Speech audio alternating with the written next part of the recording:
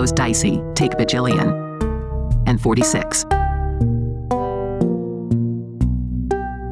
I can't help but notice that you have once again fallen silent and are staring, as if at nothing really and yet at everything all at once. Valet or veil? I'm not sure what you're asking. Latin word or English? Well, isn't that entirely up to you? If only. These things don't actually work that way. Evidently. Valet's better than conjuring some fabled, fatal fluzette doing her unholy hoochie coo of the seven veils. I thought you were snooty singing ballet all this time, like you're fantasizing about her parking your car, or vivaciously laying out the perfect socks and tie and pocket square combo every morning for you in her negligee. Grinding my gears and my clothes all over the bed, too. Valet means farewell. Awe, atque, wale. You're ribbing me, 'cause I rode my bike, and you're guessing I've never owned a suit. Ballet nymph suddenly reminds me of Valley Girl, and I'm guessing that's not what you really want either. Although the moon unit herself was super bitchin', if you really want to know. Do I? She was still a child when her father made her an object of sexual absurdity. You think so? My feelings for her were totally, and for sure, age appropriate. Oh? I do believe that I was 13 when his 14-year-old daughter lofted Frank Zappa into the top 40, his one and only time. I fashioned a fetching little icon of her to keep in my nightstand drawer. And fetch it out, I often would. It was something of a prayer before sleep on many a dark night of the soul, an afternoon, and mornings sometimes before school. Torn from the pages of a gynecologist's waiting room, my moon was embowered in better homes and gardens flowers. Her face I'd filched from probably some People pictorial. I resected her visage from her papa's embrace to mask a wedding dress model whose tucker of tulle and bodice boning, let us say, I'd liberated from an issue of brides. My mother had, at my father's behest, taken me to the doctor to be prescribed hormones that were going to regulate my periods. Okay. The appointment seemed suspiciously strange since I hadn't actually menstruated yet. Okay. I detailed my concerns in a journal entry headed, Monarchy Malarkey, but Mother hardly gave it a glance. She claimed we had no choice, then asserted that, as an added bonus, we wouldn't have to worry if we should suddenly change our mind in a clinch and find ourselves wondering what it would be like to have a boy go all the way. We, I replied. The irony was lost on her.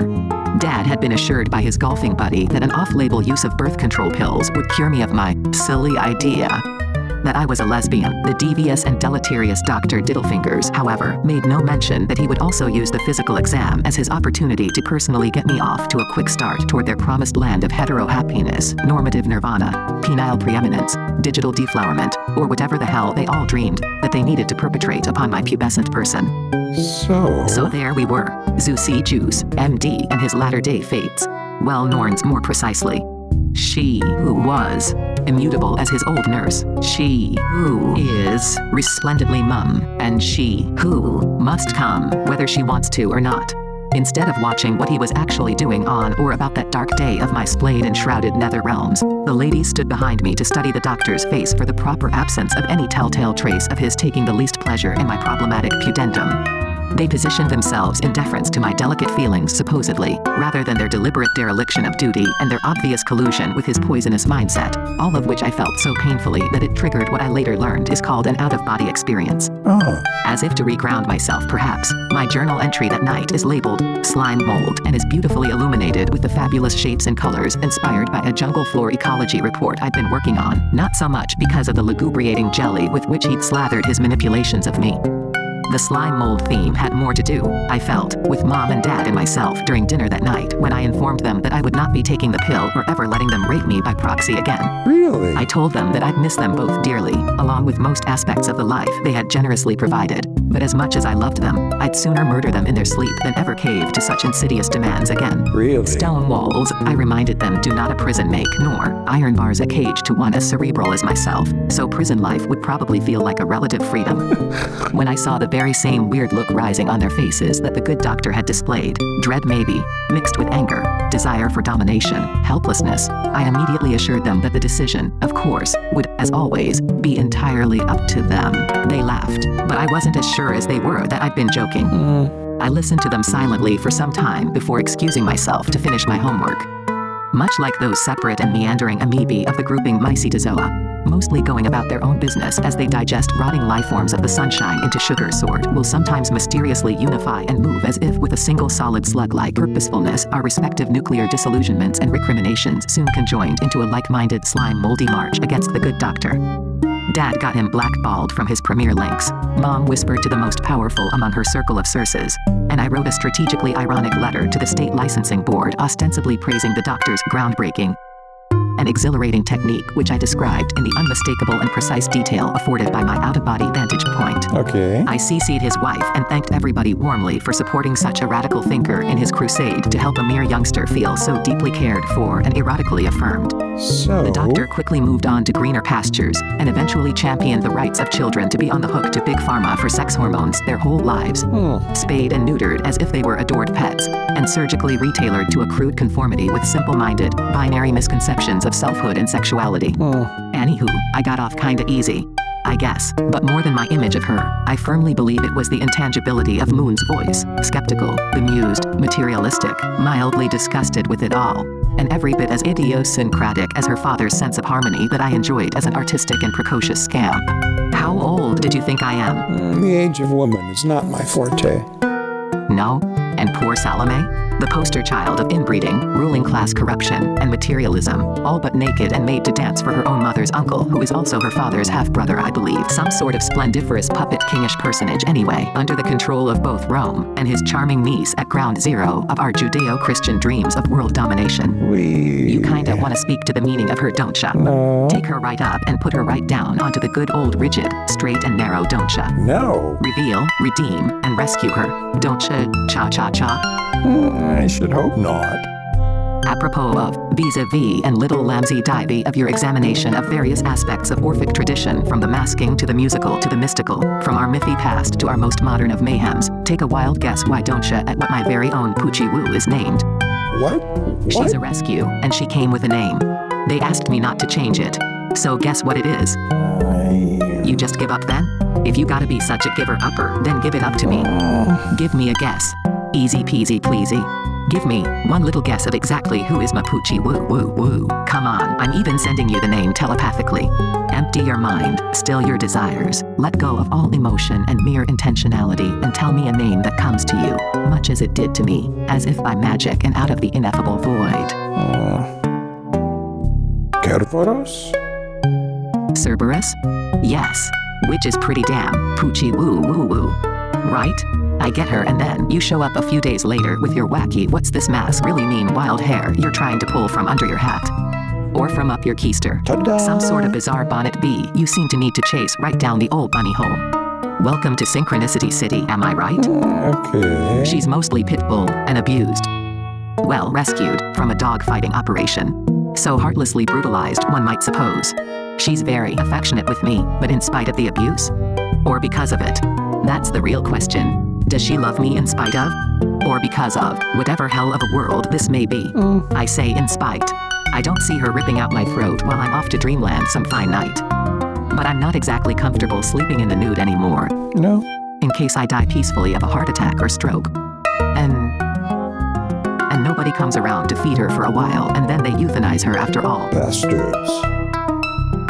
Because I was so irresistibly delicious that I gave her her forbidden taste for human flesh. So I wear a very beautiful, I am not meat, sweatshirt and my granny panties with, don't even think it, across the butt to bed now. I'm the cat's meow with my computerized embroidery machine. Like a passion for fiber arts and typeface design, graphic layout and laconicism is gonna save me from the ravages of death. And isn't that exactly what happens to Orpheus in the end? What? Being torn apart, I mean, not by former pets. Exactly. Some sort of god of wine-crazed females, wasn't it? Taking issue with his forsaking their faith in frenzy, and taking his head clean off apparently. Yeah. Not your supernatural furies or nemesis or anything either. No, one small group of highly motivated women. You go, girls. His brother Linus, you may know. Linus? Taught cannibals to eat nothing but fruit with his lyric gift, only to have some sort of beef with Hercules, who bludgeons him to death with his own lyre. Ouch. And people think the music business is tough today. You don't buy the happy Hollywood ending, do you? That love conquers all? Well, Or do you figure your Feyo makes it all up to his corpse bride when he's finally dead too? well, That would be some truly amazing getting back together again sex. Nah, probably not. Nah, that's what Cerberus does with her hide bone. My shoes and slippers, I've simply learned to lock away. Did I mean to say Salome was all but naked, do you suppose? Or all but naked? Look, now you've got me doing it. I did. Again, you refuse to take responsibility. Well, who am I supposed to be exactly? Some sort of recording engineer, is that it? Some high-priced woman of wide repute you sought out for her enchanting chains of effects, disciplined knob twisting, slippery slider supremacy, but you didn't hear that I was queer? What Or didn't you care that I'm a true-born daughter of Sappho, the greatest singer-songwriter of all time? What? Stars about the beautiful full moon hide their lovely faces, but dazzle when she hides within the shadow of the earth to masquerade as new. But Hey, dazzle. why not make me the humble, nerdy, fun, and 50-ish is the new 30 gal from your bowling league? Well, And a real stunner still. You're sure, I- if you could only get me out of my glasses and the baggy sweatshirt mysteriously and absurdly embroidered with razzmatazima, intimatizing, along one sleeve. I don't. With a couple of mics and a computer in her basement that's mostly devoted to her sorcery puppet and bespoke embroidery busyness with distribution through a few bustling local crafts and farmers markets and a largely undiscovered worldwide web presence, whose librarian bun you dream of loosing. What, pray tell, is a sorcery poppet? Oh, don't even think of calling them voodoo devil dolls, or I might just bite the head right off of one that not only features some superficial similarity to you, but through words of woo-woo wonderment and my meditations on metaphysical idealism and multidimensional non-locality is one which I, Yay. for my occult purposes, have mysteriously rendered effectively tantamount to yourself, owing to which you might hopelessly go mad in the very moment of my geeky decapitation. Huh? Or you'll be happily cured of a nagging headache, perhaps. Or both or neither. Or something else entirely. Magic, my friend, is not mechanics. Now, if that was my backstory, then just like Orpheus himself, you would literally have to make it past Cerberus on your way down to this underworld concertizing of yours. My fabled back-to-back perfect games. Let us never forget that golden championship match before the most recent coronal contagion when we, the smile of Lesbos, demoralized your sorry buds brewhouse asses. I don't bowl. Don't you want to be more than just some sort of a disembodied voice of truth? I'm not. Ever watch that show, The Masked Singer? No. Can't stand it myself, but you might really like it. Really? You do know the head of Orpheus upon his lyre, after they were summarily ripped away from the rest of him, get thrown into a river. Glub glub. The essential him of him drifts that way, all the way away to Lesbos. Whatever such a gruesome narrative may or may not have meant to whoever said it so long ago. Ovid? Probably some sort of silly calumny that poets in general are less than the true men of murderous action, or that Orpheus in particular had been on the down low all along. Nah. Do they actually devour the rest of his body, that gang of gals gone wild? No. Chew up and swallow his whole hearty and ballsy dude-a-tude, or just spit it all out in pathetic pieces, do you suppose? Or were these women acting as devouring mythic tropes, liver-eating eagles, and vagina dentata, and grave worms, and everything but brain-eating zombies all rolled into one?